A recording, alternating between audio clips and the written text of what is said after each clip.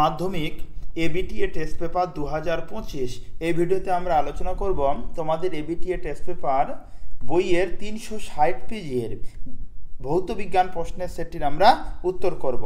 তাহলে আমরা স্টার্ট করি। দেখো নাম্বার 1 প্রথম কি লেখা আছে, বায়ুমণ্ডলে কোন স্তরে জলচক্র ও উষ্ণতা নিয়ন্ত্রণ করে, এটার অ্যান্সার হবে ট্রপোস্ফিয়ার। এবার নাম্বার 2 এর উত্তর তোমরা সবাই লিখবে অপশন ডি 0.16 গ্রাম। নাম্বার 3 এর উত্তর হবে অপশন ডি। নাম্বার 4 এর উত্তর হবে অপশন বি। নাম্বার 5 এর উত্তর হবে option B carbon die oxide. Number 6 এর উত্তর হবে ফরেক্স সেন্টিমিটার। নাম্বার 7 এর উত্তর তোমরা সবাই লিখবে অর্ধেক হবে। নাম্বার 8 এর উত্তর হবে অপশন বি। এবার নাম্বার 9 এর উত্তর তোমরা সবাই লিখবে অপশন এ ইলেকট্রন। নাম্বার 10 এর উত্তর হবে অপশন ডি জেটেন। 11 নম্বর উত্তর হবে অপশন বি LIH। নাম্বার 12 উত্তর সবাই তোমরা লিখবে বৃদ্ধি পায়। নাম্বার 13 উত্তর লিখবে অপশন ডি সবুজ।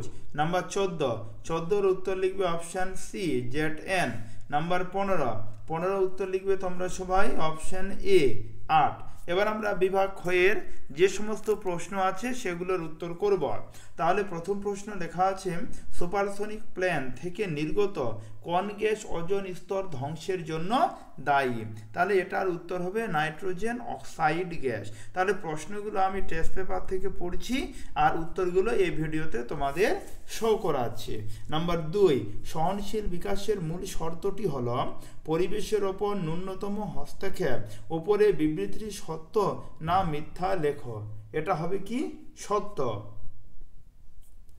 এবার আমরা অথবা করব।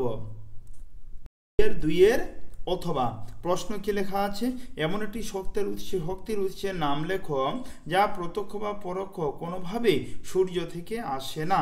অ্যান্সার হবে জোয়ার ভাটার শক্তি। এবার আমরা 2 এর 3 নাম্বার লিখব। 2 এর 3 লেখা আছে প্রশ্ন যে XA গ্যাসের x/2 লিটার আয়তনে অনুসংখ্যা n হলে একই চাপ ও উষ্ণতায় B গ্যাসের x/3 লিটার আয়তন অনুসংখ্যা কত হবে? এটার উত্তর হবে ডাইরেক্ট আমি লিখলাম n2/6। দেখো এগুলোর অঙ্ক আছে, তোমরা হয়তো ক্লাসে অঙ্ক করেছো, ওই অঙ্কে যে সমস্ত স্যার যে নিয়মে শিখিয়েছে সেভাবে করে আমাদের উত্তর এটা আসলো। এবার আমরা 2 এর 4 নাম্বার করব।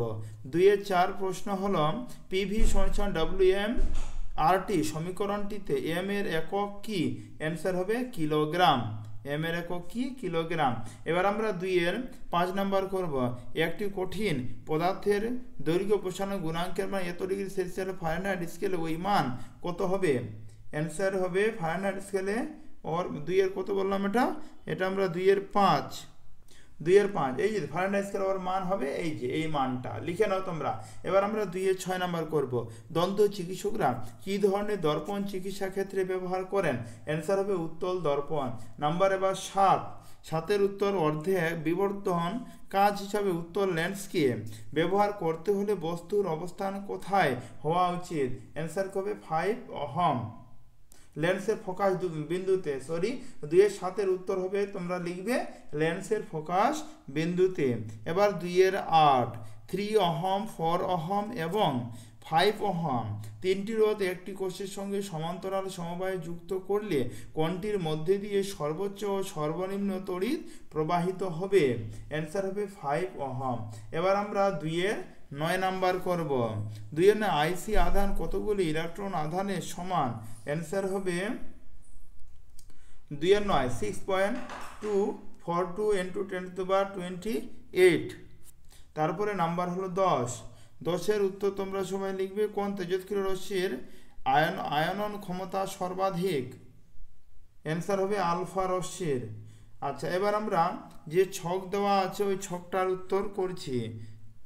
2 এর 11 রোমান হরফের 1 বা 17 শ্রেণীর যে মৌলটি তড়িৎ ঋণাত্মকতা সর্বাধিক সেটার উত্তর হবে ফ্লোরিন, অপশন সি। এবার নাম্বার রোমান হরফের 2 একটি ক্ষারীয় মৃত্তিকা হলো, অ্যান্সার হবে এটার ম্যাগনেসিয়াম। তারপরের নাম্বারটা উত্তর হবে জিঙ্ক, মানে ক্লিয়ার। তারপরটা উত্তর হবে টিন। আচ্ছা, এবার আমরা 2-12 নম্বর প্রশ্ন করব। এ তড়িৎ বিশ্লেষণ পদ্ধতিতে অশুদ্ধ কপার ধাতুর পরিশোধনে তড়িৎদ্বারে ভর হ্রাস পায়। এটার উত্তর হবে অ্যানোডের মাধ্যমে, অথবা 2-12 অথবা রূপোর উপর সোনার তড়িৎ প্রলেপ তড়িৎ বিশ্লেষণ রূপে কি ব্যবহৃত হয়? Potassium gold cyanide. কি ব্যবহৃত হয়? Potassium gold cyanide. এবার 2-13 নম্বর নিয়মে সম ইলেকট্রনীয় একটি দ্বিযোজী অনায়নের সংকেত লেখো। এটা অনায়নের সংকেত হবে 0 ও -2 -1। এবার আমরা 2-14 নম্বর করব। 14 নম্বর প্রশ্ন লেখা আছে, জলের তড়িৎ বিশ্লেষণে ক্যাথোডে 11.2 L গ্যাস উৎপন্ন হয়। একই চাপ ও উষ্ণতায় অ্যানোডে উৎপন্ন গ্যাসের আয়তন কত? অ্যান্সার হবে 5.6 লিটার। এবার 2-15 নম্বর। 2-15 নম্বর, ফেরিক অক্সাইডে জলীয় দ্রবণে অ্যামোনিয়া গ্যাস চালনা করে যে অধঃক্ষেপণ পড়ে তার সংকেত কি? FeOH3। এবার 2-16 নম্বর। 2-16 হিমায়ু গ্রুপে তরল অ্যামোনিয়া ব্যবহৃত হওয়ার মূল কারণ কি? অ্যান্সার উচ্চ বাষ্পীভবন তাপ। এবার নাম্বার 17, অ্যাসিটিক অ্যাসিডের মধ্যে NaHCO3 যোগ করলে কোন গ্যাস উৎপন্ন হয়? এটার উত্তর হবে কার্বন ডাই অক্সাইড। এবার 18 নম্বর, C3HCO সংকেত বিশিষ্ট দুটি ভিন্ন গঠন সংকেতযুক্ত যৌগের IUPAC নাম লেখো। অ্যান্সার প্রোপানল ও প্রোপানান। তারপরে এবার বিভাজ্য মানে 3-এর প্রশ্নগুলির উত্তর আমরা এবার করব। এবার 3-এর 1 নম্বর প্রশ্নের উত্তর করব। প্রথম প্রশ্ন লেখা আছে 3-এর 1, জ্বালানির তাপন মূল্য কাকে বলে? এর SI একক লেখো। অ্যান্সার জ্বালানি তাপন মূল্য হলো সেই পরিমাণ যা একটি নির্দিষ্ট পরিমাণ সম্পূর্ণভাবে তাপ দহন করে। এটি সাধারণ জ্বালানির পরিমাণগত শক্তি হিসাবে পরিমাপ করা হয়। SI এর জুল প্রতি কিলোগ্রাম।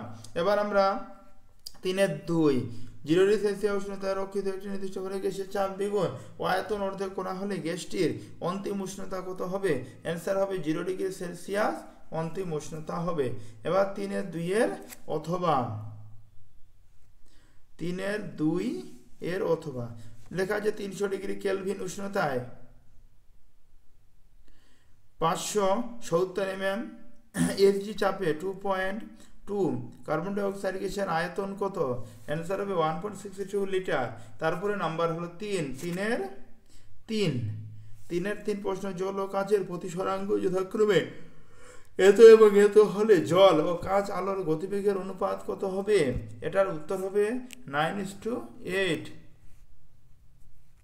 এবার আমরা 3-4 করব। বিভব প্রভেদ রোধ ও তড়িৎ ক্ষমতা এর সম্পর্ক নির্ণয় করো। দেখো 3-4 প্রশ্নের উত্তর হলো এটা।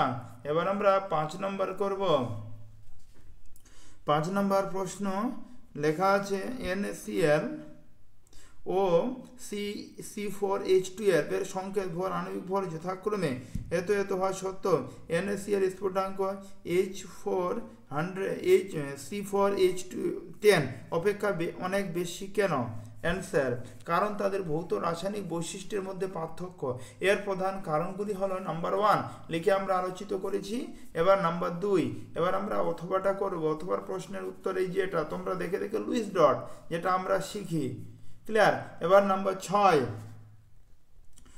তরল হাইড্রোজেন ক্লোরাইড তড়িৎ পরিবহনে সক্ষম নয় কিন্তু গলিত ম্যাগনেসিয়াম ক্লোরাইড তড়িৎ পরিবহনে সক্ষম। ব্যাখ্যা করো। অ্যান্সার তরল অবস্থায় HCl একটি কোভ্যালেন্ট যৌগ। এটি যখন তরল আকারে থাকবে তখন তার মধ্যে HCl একে অপরের সাথে যুক্ত থাকে। আচ্ছা, এবার HCl যখন গ্যাসীয় অবস্থায় থাকে তখন তার মধ্যে HCl হিসাবে বিদ্যমান তরল আসার পরেও এটি কোনো আয়নিত ভেঙে যায় না। এবার আমরা 7 নাম্বার করব। উত্তপ্ত কিউপ্রিক অক্সাইডের উপর দিয়ে অ্যামোনিয়া গ্যাস চালনা করলে কি ঘটবে? সমিত সহকরণ লেখ। উত্তপ্ত কিউপ্রিক অক্সাইড উপর দিয়ে অ্যামোনিয়া গ্যাস চালনা করলে একটি প্রতিক্রিয়া ঘটবে যেখানে কিউপ্রিক অ্যাসিড নাইট্রোজেন অক্সাইড পানি উৎপন্ন হবে। এবার আমরা 8 নাম্বার করব থার্মিক পদ্ধতির মূল নীতিটি লেখো এবং থার্মিক মিশ্রণে একটি ব্যবহারিক প্রয়োগ উল্লেখ করো। অ্যান্সার, মূল নীতি। থার্মিক পদ্ধতি একটি প্রক্রিয়া যেখানে দুটি শক্তিশালী সাধারণত অ্যালুমিনিয়াম এবং অক্সাইড Fe2O3 একে অপরের সাথে প্রতিক্রিয়া করে উচ্চ তাপমাত্রা উৎপন্ন করে, তাই উচ্চ তাপমাত্রায় অক্সাইড থেকে এই ধাতু উৎপন্ন হয়। এই প্রক্রিয়ার মূল নীতিটি হলো দেখা এখানে লিখে দেওয়া হয়েছে। এবার আমরা অথবা 3-8 অথবা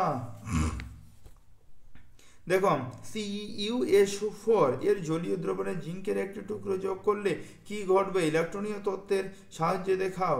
এটি জারণ না বিজারণ বিক্রিয়া? অ্যান্সার, C2SO4 এর জলীয় দ্রবণ জিঙ্ক এক টুকরো যৌগ করলে এটি একটি জারণ বিজারণ ঘটায়, যেখানে জিঙ্ক ধাতু জারণ হয় এবং কপার বিজারণ ঘটে। এবার আমরা 3-9 নাম্বার করব C2H60 এই আণবিক সংকেত বিশিষ্ট ভিন্ন গঠন সংকেত যুক্ত যৌগ দুটির মধ্যে কিভাবে পার্থক্য নিরূপণ করবে? অ্যান্সার, আণবিক সংকেত বিশিষ্ট ভিন্ন দুটি গঠন সংকেত যুক্ত যৌগ হতে এথানলে এবং ডাইমিথাইল ইথার এদের গঠন এবং রাসায়নিক বৈশিষ্ট্য অনেকটা আলাদা। এই দুটি যৌগের মধ্যে পার্থক্য থাকতে পারে তাদের রাসায়নিক থেকে। তাহলে দেখো আমরা এই ভিডিওতে আলোচনা করলাম তোমাদের ক্লাস 10 এবিটিএ টেস্ট পেপারের 360 পেজের ভৌত বিজ্ঞান প্রশ্নের সেটটির উত্তর আমরা করলাম। দেখো এখানে 2 মার্ক অবধি করা হয়েছে, 3 মার্কের বড় প্রশ্ন আছে আমি করিনি। তোমাদের টেস্ট বই থেকেও তোমরা উত্তর 3 মার্কে পেয়ে যেতে পারো। তাহলে সম্পূর্ণ ভিডিওটা দেখার জন্য তোমাদের ধন্যবাদ।